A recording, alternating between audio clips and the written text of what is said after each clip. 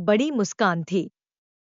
जैसे ही जेम्स उसके पास पहुंचा, उसने देखा कि उस आदमी की मुस्कान थोड़ी ज्यादा चौड़ी थी, जो कान से कान तक अस्वाभाविक रूप से फैली हुई थी।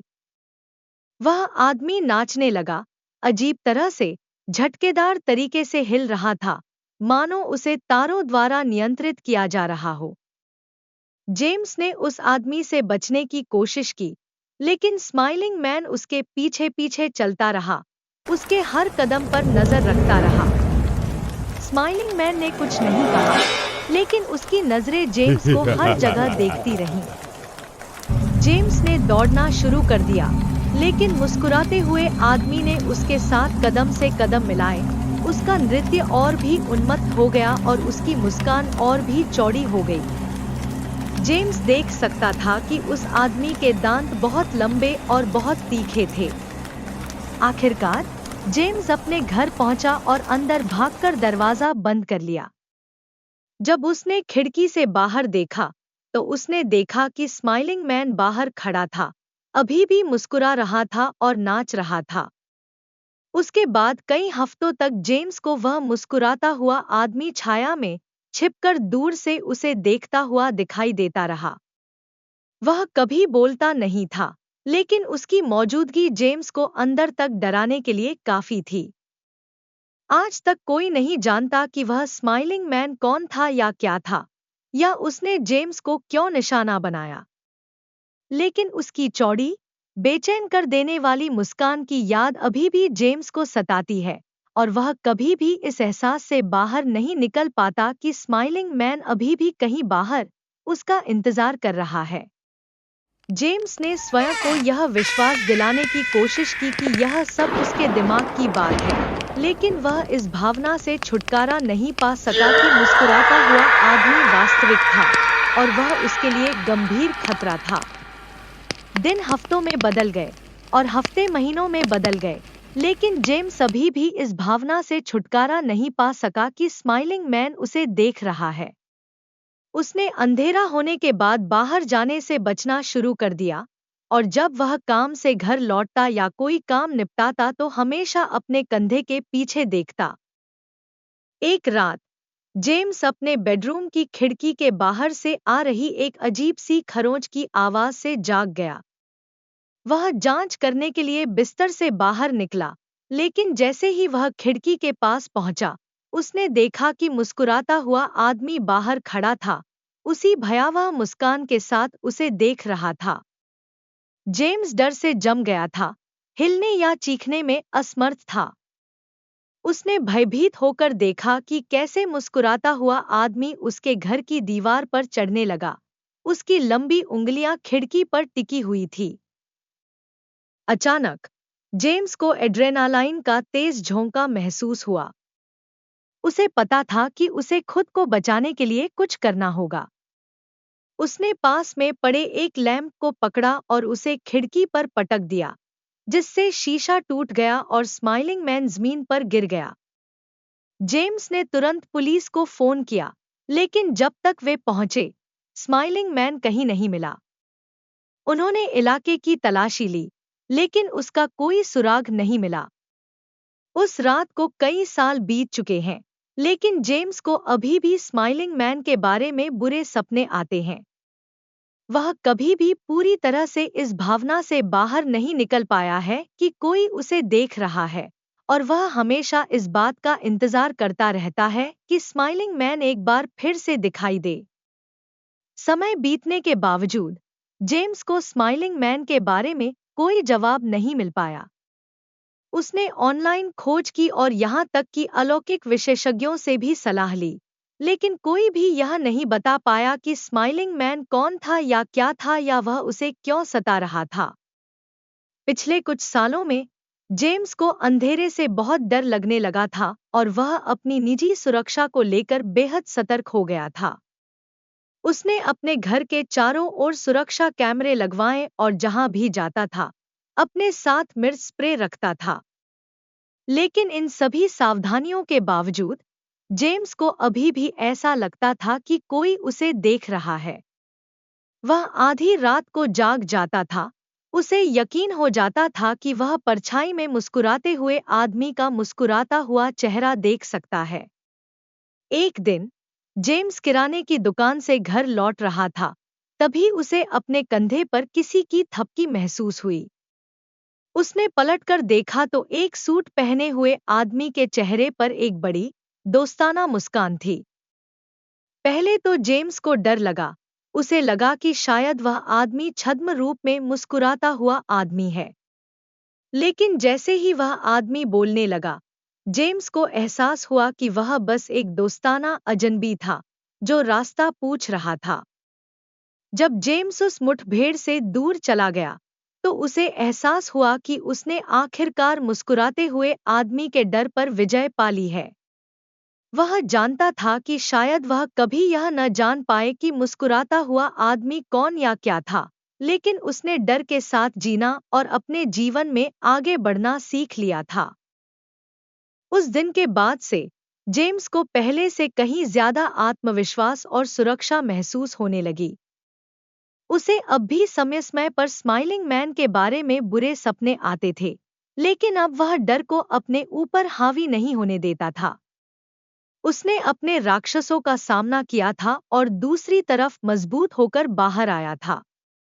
लेकिन जैसे ही जेम्स को लगा कि उसने आखिरकार अपने डर पर काबू पा लिया है, अजीबोगरीब चीजें फिर से होने लगी। उसे गुमनाम फोन कॉल और ईमेल आने लगे, जिनमें सिर्फ स्माइलिंग मैन की तस्वीर ही लगी हुई थी। एक दिन उसने स्माइलिंग मैन को अपने ऑफिस की बिल्डिंग के बाहर भी देखा। जेम्स को समझ नहीं आ रहा था कि क्या करे। उसे लगा कि उसने स्माइलिंग मैन को पीछे छोड़ दिया है, लेकिन ऐसा लग रहा था कि वह बदला लेने के लिए वापस आ गया है। जेम्स घबरा गया था, लेकिन वह जानता था कि स्माइलिंग मैन को हमेशा के लिए रोकने के लिए उसे कुछ करना होगा। उन्होंने स्माइलिंग मैन के बारे में कोई भी जानकारी प्राप्त करने के लिए एक निजी जांचकर्ता को नियुक्त किया। लेकिन महीनों की खोज के बाद भी उन्हें कोई सुराग नहीं मिला। स्माइलिंग मैन एक पूर्ण रहस्य प्रतीत हो रहा था, और जेम्स के पास कोई विकल्प नहीं बचा था। एक दिन जेम्स ने सोचा कि अब बहुत हो गया। उसने बेसबॉल बैट उठाया और स्माइलिंग मैन की तलाश में निकल पड़ा। उसने सड़कों, गलियों और खाली पड़ी इमारतों में तलाशी ली और इस घटना को हमेशा के लिए खत्म करने का निश्चय किया। जैसे ही सूरज ढलने लगा, जेम्स को लगा कि वह रास्ता भूल गया है। वह हार मानने ही वाला था कि तभी उसे आगे एक छायादार आकृति दिखाई दी। जेम्स पूरी ताकत से बल्ला घुमाते हुए उस आकृति की ओर दौड़ा। लेकिन जैसे जैसे वह करीब गया, जेम्स को एहसास हुआ कि यह मुस्कुराता हुआ आदमी नहीं था। यह तो बस एक पुतला था, जो सूट पहने हुए था और जिसके चेहरे पर एक बड़ी, दोस्ताना मुस्कान थी। जेम्स उलझन में था और भ्रमित था। उसे नहीं पता था कि पुतले का क्या मतलब है, लेकिन वह जानता था कि यह स्माइलिंग मैन नहीं था। उसने बल्ला नीचे रखा और राहत और समापन की भावना महसूस करते हुए चला गया। उस दिन के बाद से जेम्स ने कभी भी मुस्कुराते हुए आदमी को नहीं देखा और न ही उसके बारे में सुना। उसे यकीन नहीं था कि क्या हुआ था, लेकिन वह खुश था कि आखिरकार यह सब खत्म हो गया। वह आखिरकार अपने जीवन में आगे बढ़ सकता था, उस डर और आतंक से मुक्त हो सकता था जिसने उसे इतने लंबे समय तक परेशान किया था। जैसे जैसे समय बीतता गया, जेम्स ने मुस्कुराते हुए आदमी की यादों को पीछे छोड़ने की कोशिश की। उसने अपने काम और रिश्तों पर ध्यान केंद्रित किया और उस जीवन को फिर से बनाने की कोशिश की जो उस आतंक से बाधित हो गया था जो उसने अनुभव किया था। लेकिन आगे बढ़ने के बावजूद भी जेम्स को यह एहसास नहीं हो रहा था कि कुछ ठीक, बस तुम्हें देखना चाहती थी, जेम्स, उसने कहा। उसकी आवाज लगभग गायन गीत जैसी थी। लेकिन यह सब क्यों? ये पैकेज, ये पुतले, ये मुस्कुराता हुआ आदमी? जेम्स ने पूछा।